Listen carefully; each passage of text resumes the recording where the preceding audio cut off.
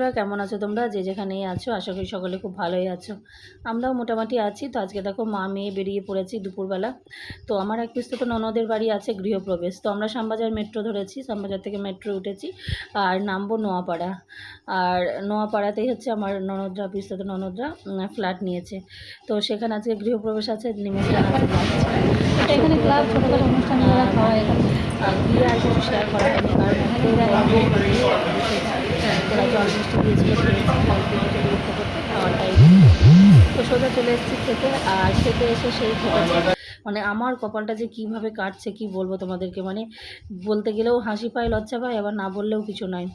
তো সেটা আমি বিস্তারিত পরে বলবো তোমাদের, শেষে অবশ্যই তোমরা জানতে পারবে।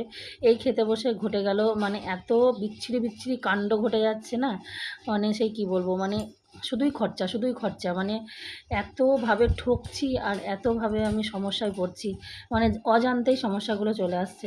তো গৃহপ্রবেশ মানে যাই হোক হচ্ছে নিরামিষ, আর এত সুন্দর খাবার দাবার হয়েছিল, মানে রান্নাগুলো খুব ভালো হয়েছিল, আর মানে খুব ভালো মতো খাইয়েছে আর কি। পনিরের সবজি ছিল, আলুর দম ছিল, রাইস ছিল, চাটনি, পাঁপড়, মিষ্টি, দই, আর যে যত পারবে ততটা খাবার দাবার ছিল, আর সঙ্গে সাদা ভাতও ছিল। যেহেতু আত্মীয় স্বজন বেশিরভাগ গ্রামের, তো গ্রামের মানুষ অতটা রাইস টাইস খেতে পারে না জানো। এখন অবশ্য সব জায়গাতেই চল হয়েছে, তবু অনেকে কি খায় না। আর এই যে খাওয়া দাওয়া করে এসে একদম ভর পেট খেয়েছি, খেয়ে এসে এখন এই যে সব আমার ওই পিসতাতন ননদরা, ঠাকুর জামাই, ভাগনা ভাগ্নি সব আছে, এখানে বসে বসে গল্প গুজব হচ্ছে। আর সত্যি কথা বলতে আমার এই পিসতাতন ননদদের উপর ভরসা করেই কিন্তু আমরা কলকাতায় এসেছি। মানে খুবই ওরা ভালোবাসে, আর আমরাও যতটুকু পারি ততটুকু আর কি ভালোবাসার চেষ্টা করি, এই আর কি। তবে ওদের সূত্রেই কিন্তু আমাদের কলকাতায় আসা, এটা অস্বীকার কিন্তু একদমই করা যায় না, কারণ ওরা সব সময় আমাদের পাশে থেকেছে। আর চলো ননদরা যে ফ্ল্যাটটা নিয়েছে সেটা একটু ঘুরে দেখায়। তো এইদিকে হচ্ছে লিফট, আর একদম ফার্স্ট ফ্লোরে ওদের এইটা একটা সুবিধা যে সিঁড়ি দিয়ে আসা যাবে। এইখানে যে একটুখানি ছোট্ট করে রান্নার জায়গা, আর এইদিকে আছে একটা টয়লেট, আর দুটো রুম, এইদিকে একটা রুম আর অপোজিট সাইডে একটা রুম আছে। কিন্তু টয়লেটটা হয়ে গেছে একটা, আমার মনে হয় টয়লেটের কিন্তু আর একটা দরকার ছিল, যেহেতু দুটো ছেলে দুটো রুম, তবু টয়লেটটা মানে আর একটা দরকার। আর ওই দিকে একটা ছোট্ট এক চিলতে ব্যালকনি আছে, সেটা আর আমি এই ভিড় সামলে যেতে পারলাম না। তো যাই হোক খুব সুন্দর হয়েছে, আর আমরা এখন বাড়ি ফিরব। তো এখন আছি নপাড়া স্টেশনে, আর নপাড়া স্টেশন থেকে আমাদের যে ননদের বাড়ি গৃহপ্রবেশে গিয়েছিলাম ওটা খুবই কাছে। আর এই যে টিকিট করা হয়ে গেছে, এখন মেট্রো ধরবো, শ্যামবাজার নামবো, শ্যামবাজার থেকে ঘর, গন্তব্যে পৌঁছে যাব। আয়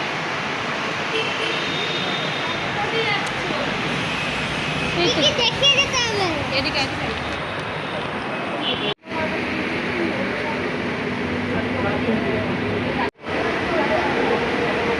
কি করতে পারো?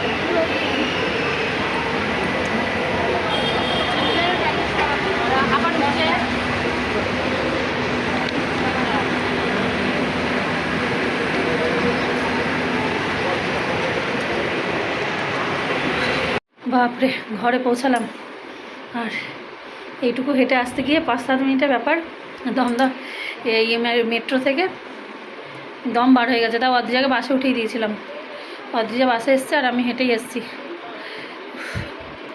এখন চেঞ্জ করবো, কি অবস্থা দেখো। আর আজকে শাড়িটা আর ওয়াশ না করলে আর পরা যাবে না।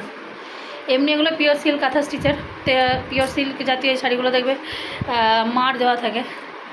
খেতে বসে হয়েছে কি 2 গ্লাস জল, মানে জলের গ্লাসটা মনে হয় ঠিকঠাক ছিল না নাকি কে জানে, নিচেটা 2 গ্লাস জল পড়েছে, আর 2 গ্লাস জলই আমার কাপড়ের ওপর, কাপড় পুরো দাগ দাগ হয়ে গেছে।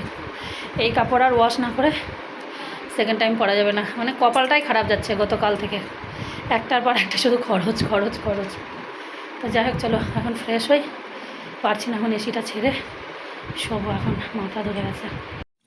এখন আর জাম খাবো না, সব আমি খাবো, তুমি না খাও। তো দেখো এসে ফ্রেশ হয়ে একদম গায়ে জল টল দিয়ে একদম ভালো করে আবারও সাবান টাবান মেখে, জ্যামটা বাইরে নিয়ে যা।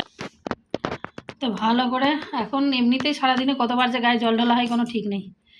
আর এই যে বাইরে থেকে আসলাম গরমে ঘেমে নিয়ে, বাইরে গেলেই আমি এসে গায়ে জল দিই, ভালো করে আবার স্নান টান করে নিলাম, করে এখন এই যে শোবো। পায়ে প্রচুর ব্যথা করছে, কারণ সেই যে পায়ে ব্যথা হওয়ার পর থেকে তো হাঁটাচলা করিনি, হাঁটাচলা একদমই নিষিদ্ধ ছিল। তো মানে যতটুকু হাঁটা হয়েছে, খুব বেশি হাঁটাও নয়, কিন্তু এইটুকু হাঁটাচলা তো করিই নি আমি। তো মানে 8 দিন পরে তোমাদের দাদাভাই আসলো সেদিন নামলাম, তো আজকে এই যে হাঁটাচলা করেছি তো এখানটা ফুলেও গেছে মনে হচ্ছে, ভয় লাগছে আবার। গিটের এই পায়ের গিটের কাছটা মনে হচ্ছে একটু ফোলা ফোলা লাগছে। আবার কালকে আমাকে ডক্টরের কাছে যেতে হবে, ওখানেও একটু হাঁটতে হবে। আর প্রচুর গরম করছিল, শরীর খারাপ করছিল, অদ্রিজাকে বললাম একটা স্প্রাইট নিয়ে আয়, তো নিচে দোকান থেকে নিয়ে আসলো, এখন একটু খেলাম। আর ও আবার ওর জন্য নিয়ে আসলো এই যে ফুটি, তো ও ওটা খাচ্ছে আর আমি যে স্প্রাইটটা খেয়েছি অনেকটাই, এখন আর একটু খাবো, শোবো, এখন আর পারছি না। শরীরে মানে ঘরে বসে থাকতে কিছু নেই, শরীর একদম ভালো না, পা আবার মনে হচ্ছে ফুলে গেল।